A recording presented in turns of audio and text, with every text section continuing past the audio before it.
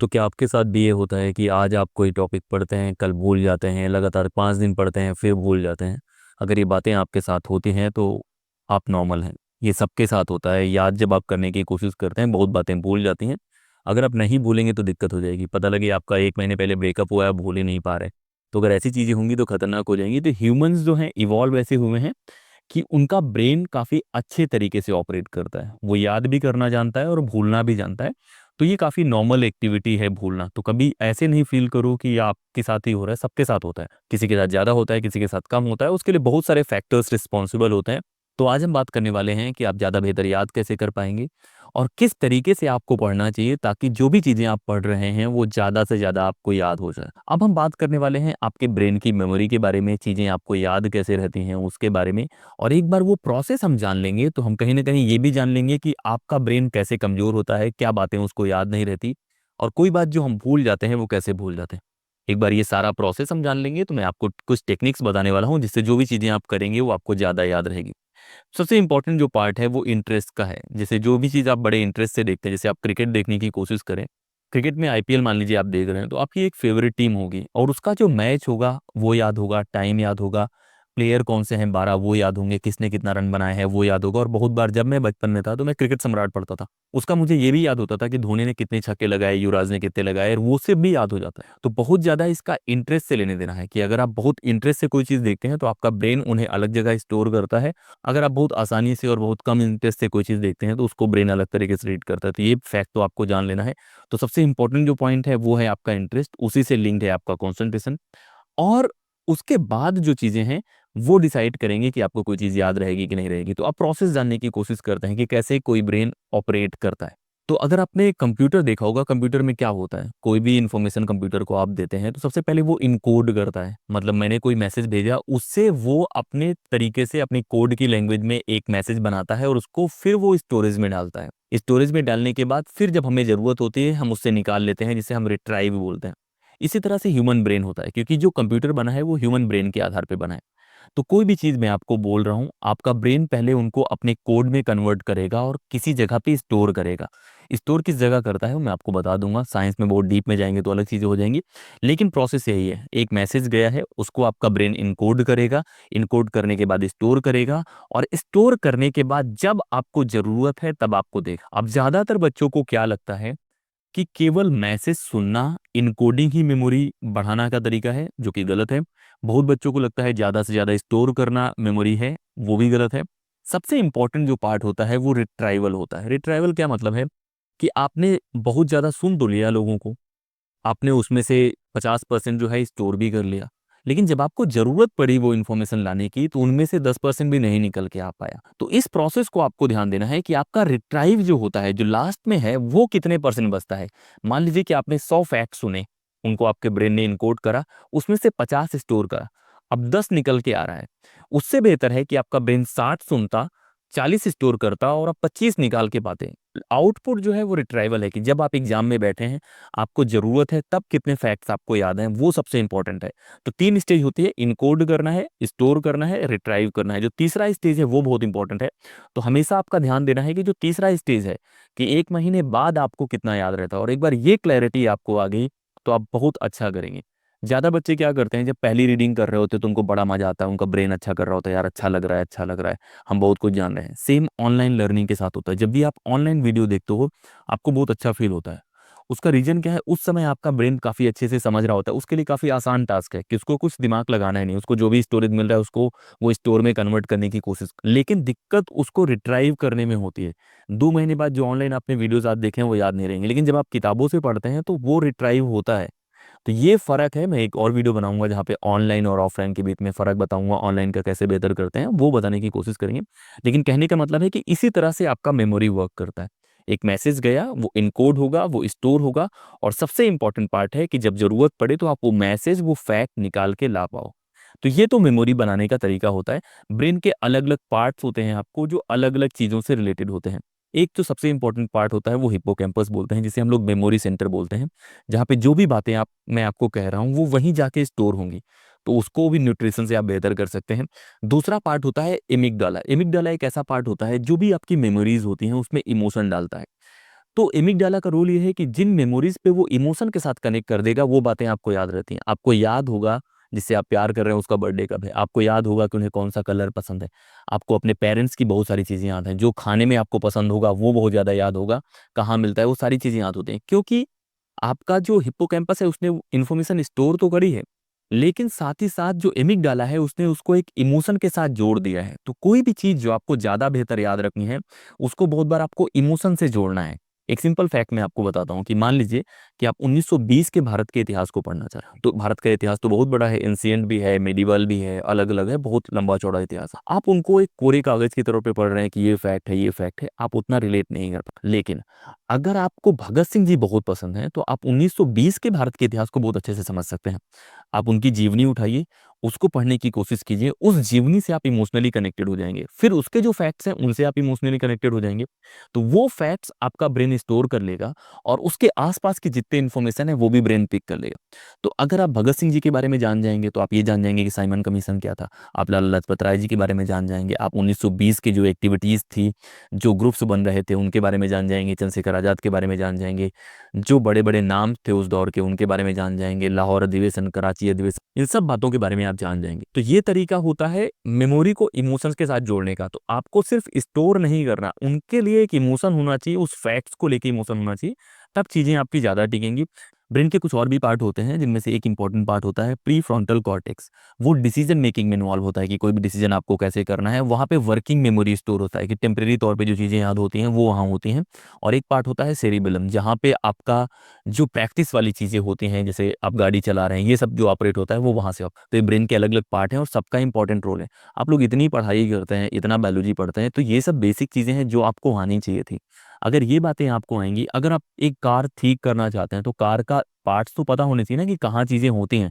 पता लग रहा है कि टायर पंक्चर है, आप इंजन खोल रहे हैं, तो आपको सही जगह दिमाग लगाना है। तो ये तो प्रोसेसेस के बारे में हो गया कि कैसे ब्रेन स्टोर करता है, इमोशंस का क्या रोल है, इंटरेस्ट का क्या रोल है, वो बातें मैंने आपको बताई। अब जो सबसे इम्पोर्टेंट पार्ट है, वो है कि जो भी चीज़ें आप याद कर लेते हैं, स्टोरेज में आ गया है, सारी चीज़ें हो गई, वो भूलती कैसे हैं? अगर आप भूलने के तरीके जान जाएँगे, तो आपको कंट्रोल करना आ जाएगा कि ये चीज़ें अगर मैं कंट्रोल कर लूँगा, तो मैं भूलूँगा नहीं। जैसे सिंपल जानने की कोशिश करते हैं कि आपके घर में पानी की टंकी होगी, तो पानी की टंकी में आप पानी भरते होंगे, नल आता होगा, उसमें भरते होंगे, फिर पानी निकालते भी होंगे। लेकिन हो सकता है कि आपकी पानी की जो टंकी है, उसमें लीकेज हो। अगर लीकेज होगा, तो कहीं न कहीं पानी तो रुकेगा ही नहीं। तो ब्रेन लीक कैसे करता है इन्फॉर्मेशन या ब्रेन से चीज़ें गायब कैसे होती हैं, वो अगर आप जानने की कोशिश करेंगे, तो वो बहुत इंपॉर्टेंट पहला जो होता है उसे डीके बोलते हैं कि एक समय के बाद जो भी इन्फॉर्मेशन आपके ब्रेन में है, वो धीरे-धीरे करके फेड हो जाती है। अगर आप उसको रेगुलर तौर पे याद नहीं कर इसी वजह से रिवीजन बहुत इंपॉर्टेंट हो जाता है। हो सकता है कि 1 महीने पहले मैंने किसी चीज़ को बहुत अच्छे से पढ़ा है, ऑनलाइन वीडियो बहुत अच्छे से देखा है, उस समय मुझे पूरा समझ में आ गया है, 90% स्टोरेज है, 60% रिट्राइवल है। लेकिन 1 महीने के बाद वो चीज़ें फेड होंगी। अगर आप उसको रिवाइज़ करेंगे रेगुलर तौर पे जो मैंने आपको पहले भी बताया है, तब आप बहुत बेहतर कर पाएँगे उन चीज़ों को और बहुत अच्छे तरीके से रिटेन कर पाएँगे। तो आपको डीके बचाना है तो आपको रिवाइज़ करना है लगातार और लगातार उस तरह से रिवाइज़ करना है जो बेस्ट तरीके से आप रिवाइज़ कर सकें। तो पहली बात तो आपको डीके रोकना है, जो भी आपका फेड हो रहा है, रेगुलर तौर पे आपको रिवाइज़ करना है, आप उसको रोक सकते हैं। दूसरा जो रीज़न होता है मेमोरी लॉस का या जो बातें आप भूल जाते हैं, उसका होता है इंटरफेरेंस। इंटरफेरेंस कैसे होता है कि मान लीजिए कि कोई बात आपने याद करी है, आपने फिर से अपने ब्रेन को वैसी ही इन्फॉर्मेशन दी लेकिन नए तरीके से दे दी। तो वो रीराइट करने की कोशिश करता है कि एक उसने अपना बनाया हुआ है कि ये चीज़ लगा हुआ है, फिर आपने कहा ये वाला ग्लोब नहीं ये वाला, तो वहाँ पे उसको रखने की कोशिश करेगा। उसकी वजह से बहुत बार आपका ब्रेन सही से मेमोरी को स्टोर नहीं करता है और रीराइट करने के चक्कर में बहुत सारी इन्फॉर्मेशन चली जाती है। अब इसको एग्जांपल के तौर पे लेने की कोशिश करते हैं। आपने 1910 से 1920 के बीच का इतिहास भारत का पढ़ने की कोशिश करी कि गांधी जी कैसे आते हैं और गांधी जी के आगमन में किनका मदद होता है, किनको वो अपना पॉलिटिकल गुरु मानते हैं, ये सारी बातें आपने एक किताब से पढ़ ली, जो हिस्ट्री की किताब है। अब कुछ दिन बाद आपको लग रहा है कि नहीं यार इससे बेहतर है मैं किसी और किताब से पढूँ। तो आपने दूसरी किताब उठाई, उसमें भी फैक्ट्स वैसे ही हैं लेकिन नए तरीके से लिखे हुए हैं। आपका ब्रेन अब उनको रीराइट करेगा और रीराइट के चक्कर में कन्फ्यूजन होगा जिससे आपको कहीं न कहीं लॉस होगा। तो जो लोग डबल किताबें पढ़ते हैं या बहुत मल्टीपल सोर्स पढ़ते हैं, उसको अवॉइड करना चाहिए। अगर आप मल्टीपल सोर्स पढ़ते हैं कि चलो लूसेंट भी पढ़ लिया, इसी तरह की एक और किताब है वो भी पढ़ लिया, ये भी पढ़ लिया, वो अवॉइड करो। एक किताब उठाओ, उसी को बार-बार पढ़ो, उसी किताब के ऊपर कुछ फैक्ट्स लिखने हैं तो लिख लो। लेकिन मल्टीपल सोर्स सेम चीज़ के लिए पढ़ने की ज़रूरत नहीं है, नहीं तो आपका ब्रेन जो इंटरफेरेंस वाले ज़ोन में जाएगा और वहाँ जाएगा तो कहीं न कहीं चीज़ें आपको याद नहीं रहेंगी। तीसरा जो रीज़न है वो है स्ट्रेस और स्लीप साइकिल। जो सबसे बड़ा रीज़न है याद ना होने का प्रेशर है। प्रेशर में चीज़ें याद होती हैं, लेकिन बहुत ज़्यादा प्रेशर हो जाता है तो कुछ भी याद नहीं होता। मैंने आपको पहले भी एक वीडियो में बताया हुआ है कि आपके ब्रेन में एक हार्मोन होता है, जब भी आप स्ट्रेस में होते हैं तो कॉर्टिसोल करके एक हार्मोन होता है जो रिलीज होता है, और वही जो हार्मोन है वही रिस्पॉन्सिबल है आपके ब्रेन की मेमोरी फॉर्मेशन के लिए, कि आपकी जो याददाश्त बनती है वो स्ट्रेस के कारण बनती है। मतलब हल्का स्ट्रेस होगा तो आपकी याददाश्त के लिए वो जो केमिकल्स चाहिए होंगे वो रिप्रोड्यूस करेगा। लेकिन अगर स्ट्रेस बहुत ज़्यादा है तो आपको चीज़ें याद नहीं होंगी। प्रेशर में लोग भूल जाते हैं। आपने महाभारत सुनी होगी, बहुत तरह की कहानी सुनी होंगी जहाँ पे जब प्रेशर आता है तो आदमी भूल जाता है। तो एक स्ट्रेस रीजन है। दूसरा, अगर आपकी स्लीप कंप्लीट नहीं है, आपकी नींद कंप्लीट नहीं है, आप हाफ कॉन्सेंट्रेशन से पढ़ रहे हैं, तब भी चीज़ें आपको याद नहीं होंगी। तो आपको इंटरेस्ट पे फोकस करना है, कॉन्सेंट्रेशन पे फोकस करना है, स्ट्रेस कम लेना है, कॉन्फिडेंट रहना है, और आप तैयारी कर रहे हैं तो आपको डरना नहीं है। रिजल्ट मैक्स टू मैक्स क्या होगा, आप फेल कर जाएंगे। फेल्योर डेथ नहीं है, और फेल्योर अंतिम ट्रुथ नहीं है। लाइफ में जितने लोग भी मेहनत करते हैं वो फेल करते हैं। फेल वही करता है जो मेहनत करता है। कभी किसी इंसान को देखा है फेल करते हुए जिसने ट्राई ही ना करा हो? तो फेल्योर अपने आप में एक मिड कंडीशन है, जहाँ पे आप कुछ ट्राई करते हैं, आप फेल करते हैं। तो इतना निगेटिव सोचने की जरूरत नहीं है, स्ट्रेस लेने की जरूरत नहीं है। और लाइफ में बहुत मौके होते हैं, एक काम में फेल हो गए दूसरा दरवाजा खुल जाएगा। तो थोड़ा पॉजिटिव रहो और वो आपकी मेमोरी को हेल्प करेगा। तो ये तो बातें हो गई जनरल, मेमोरी कैसे ऑपरेट करती है, मेमोरी कैसे डिस्ट्रॉय होती है, कैसे चीज़ें होती हैं, उसके बारे में मैंने आपको बता दिया। अब मैं जो आपको कुछ ट्रिक्स बताने वाला हूँ वो लेटेस्ट साइंटिफिक जो रिसर्च है उस पर आधारित है। उसको आप सोचने की कोशिश करना, और जो भी मैं बोलता हूँ उसको अप्लाई करने की कोशिश करना। शुरू में आपके लिए डिफिकल्ट होगा, मैं समझ रहा हूँ, लेकिन बाद में उतना डिफिकल्ट नहीं होगा। ऑलरेडी मैंने किताब कैसे पढ़ते हैं, टाइम टेबल कैसे बनाते हैं, रिवीजन कैसे करते हैं, वो सारे वीडियोस आपको बना के दे दिए हैं। उनको लिंक करना, क्योंकि बार बार में वो चीज़ें रिवाइज नहीं हो। अब मैं जो आपको बताने वाला हूँ वो है बॉडी क्लॉक का रिसर्च।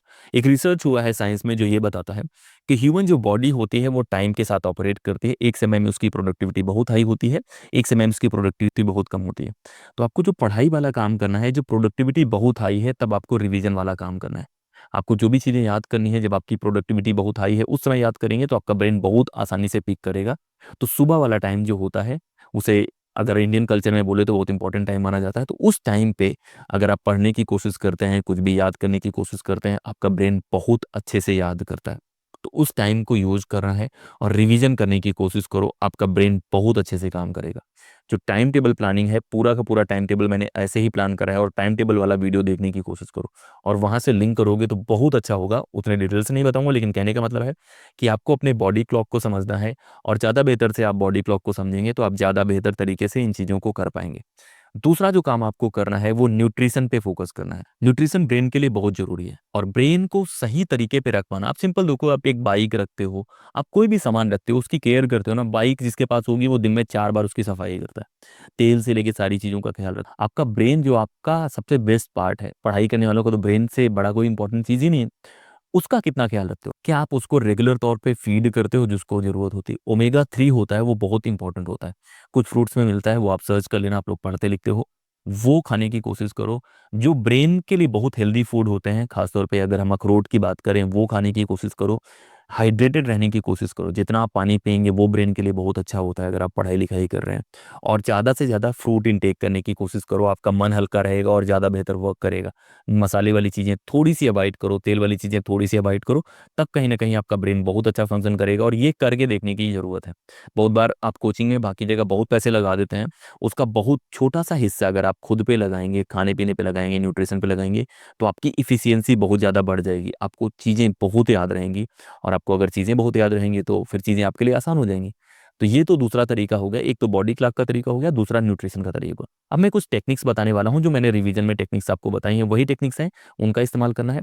एक्टिव रिकॉल करके एक टेक्निक होती है कि जो भी आप पढ़ाई करते हैं उसको कहीं भी वॉक करते समय आपको याद करना है कि भाई कितना परसेंट मुझे आता है, कितनी चीज़ें मैं जानता हूँ। तो आपके रिट्राइवल को अच्छा करता है कि आप कितना इन्फॉर्मेशन पिक कर पाते हैं, वो अच्छा करता है। एक टेक्निक होती है स्पेस्ड रिपीटिशन, जो मैंने रिवीजन के लिए टेक्निक बताई है, कि एक रेगुलर इंटरवल के बाद अगर आप बार बार याद करते रहेंगे तो जो आपकी मेमोरी का डिके है वो नहीं हो कि एक टाइम हुआ 3 दिन बाद आपने याद करा, फिर एक हफ्ते बाद याद करा, तो आपका जो ब्रेन उन चीज़ों को मिटा रहा था वो यादें मिट नहीं पाएंगी। आप जैसे आप किसी से प्यार में हो और ब्रेकअप हो जाए, उसके बाद उस इंसान को आप याद करने की कोशिश कर, तो नहीं दिखेगा तो बुरा नहीं लगेगा, लेकिन 4 दिन बाद, 1 महीने बाद दिख जाएगा तो फिर यादें ताज़ा हो जाती हैं। तो ये ब्रेन वैसे ही ऑपरेट कर रहा है। तो आपको स्पेस्ड रिपीटिशन की टेक्निक यूज करनी है, आपको एक्टिव रिकॉल याद करना है, और उस टेक्निक को यूज करना है, तब भी आपको चीज़ें बहुत अच्छे से याद होने वाली है। एक और टेक्निक होती है जिसे हम चंकिंग बोलते हैं, कि कोई भी इन्फॉर्मेशन जब आप स्टोर करने की कोशिश करते हैं तो बहुत ज़्यादा बड़ी इन्फॉर्मेशन स्टोर करने से अच्छा है छोटा छोटा इन्फॉर्मेशन स्टोर करो। तो एक सब्जेक्ट पढ़ो, उसके बाद दूसरा सब्जेक्ट पढ़ो, और सबका अलग अलग ब्लॉग बना के पढ़ने की कोशिश करो, तो अलग अलग चंक में आप करेंगे तब भी अच्छा याद होता है। चौथा जो तरीका होता है उसे मैं विजुअलाइजेशन बोलता हूँ, कि जो भी चीज़ें आप पढ़ने की कोशिश कर रहे हैं उनको डबल कोड करने की कोशिश करो, उनको ऑनलाइन भी देखने की कोशिश करो जो चीज़ें टफ है खास तौर पे, और उनको ऑडियो विजुअल सुनने की कोशिश करो, तो ब्रेन आपका अलग अलग चीज़ें पिक करता है और उस इन्फॉर्मेशन का एक अलग मैप बना लेता है। तो आपको विजुअलाइज करना है, इमेजिन करना है। जैसे मैं अगर बोल रहा हूँ कि 1920 1930 का इतिहास मैं पढ़ना चाह रहा हूँ, तो मैं इमेजिन करूँगा आंख बंद करके कि उस दौर में कैसे रहा होगा, गांधी जी कैसे गए होंगे, इरविन समझौता कैसे हुआ होगा, फिर जो बड़े बड़े इवेंट हैं वो कैसे हुए होंगे, तो उसको मैं इमेजिन करूंगा। जैसे आप मूवी होता है ना कि आप फाइट इमेजिन करते हैं, तो फाइट कैसे हो रही है, वो सारी चीजें हो रही हैं, तो उस तरह से ही आपको इमेजिन करना है। पांचवा जो तरीका है वो है स्टोरी टेलिंग का, जो मैंने आपको पहले ही बताया कि जो भी चीजें आप याद करते हैं उनको आपको कोशिश करना है कि आप एक्सप्लेन कर पाएं किसी थर्ड पार्टी को। आप थर्ड पार्टी को एक्सप्लेन करते हैं, आपका ब्रेन अलग तरीके से वर्क करेगा और फिर चीजें आपको याद रहेंगी। तो ये तो ओवरऑल बातें हो गई कि कैसे आप ज़्यादा बेहतर तरीके से याद कर सकते हैं, जिसके लिए मैंने आपको प्रोसेस बताया कि ब्रेन कैसे फंक्शन करता है, ब्रेन से याददाश्त कैसे गायब होती है, फिर इन चीज़ों को लीकेजेस को आप कैसे रोक सकते हैं, फिर आपको न्यूट्रिशन ध्यान देना है, बॉडी क्लॉक ध्यान देना है, फिर जो प्रोसेसेस मैंने आपको बताए वो ध्यान देना है। और ये सारे काम अगर आप करेंगे तो मैं एक गारंटी के साथ कहता हूँ कि आपको चीज़ें बहुत याद रहेंगी। मैं 2 साल से कोई किताब नहीं पढ़ रहा हूँ, तब भी बहुत सारे फैक्ट्स मुझे याद हैं, क्योंकि मैं उनको इंटरेस्ट से पढ़ता हूँ। मैं अपनी बॉडी क्लॉक का ख्याल रखता हूँ, जो भी टेक्निक्स मैंने बताई हैं मैं उनका इस्तेमाल करता हूँ, और मैं खाने पे ध्यान देता हूँ। उसके साथ साथ कुछ और भी तरीके होते हैं, जैसे मैं रंगीन चीज़ों के लिए बोलता हूँ कि आपको कलर्ड पेजेस यूज करने चाहिए, उससे याद होता है। जो इन्फोग्राफिक होता है वो यूज कर सकते हैं, उससे याद रहता है। अपने सामने चार्ट लगाने की कोशिश करो, माइंड मैप बनाने की कोशिश करो, उससे भी बहुत सारी चीज़ें याद रहती हैं। मैप कलर ला के आप देख सकते हैं, ग्लोब देख सकते हैं। और सबसे इंपॉर्टेंट जो पॉइंट है वो इंटरेस्ट का है, कि अगर किसी काम में आपको इंटरेस्ट है तो वो चीज़ें आपको याद रहेंगी। तो इंटरेस्ट जगाओ। इंटरेस्ट कैसे जगाना है उसके लिए मैं एक अलग वीडियो ला दूंगा। लेकिन अगर आप पढ़ाई में इंटरेस्टेड हैं, पढ़ाई एक बेहतरीन काम है, वो करने की कोशिश करो। और लगातार हम लोग ऐसे वीडियोस लाएंगे। आपको कमेंट करके बताना है कि आपको और कौन से वीडियोस चाहिए। और एक काम जो आप लोग बार बार भूल जाते हैं, सब्सक्राइब करना। तो ये चैनल सब्सक्राइब कर लीजिए और बाकी लोगों से शेयर करने की कोशिश कीजिए, क्योंकि मेरे पास कोई मार्केटिंग टीम नहीं है, मैं अकेले वीडियो बनाता हूँ और मैं आप लोग के भरोसे हूँ कि आप लोग ये चीज़ें प्रमोट करोगे अगर आपको ये चीज़ें पसंद आती है। तो इस वीडियो में इतना ही। लगातार बने रहिए, ऐसे ही पढ़ते रहिए। पढ़ाई एक खूबसूरत काम है, वो करते रहिए और अपने सपनों पर यकीन कीजिए। सपने पूरे होते हैं, आपको सपने देखते रहना चाहिए। इस वीडियो में इतना ही। जय हिंद।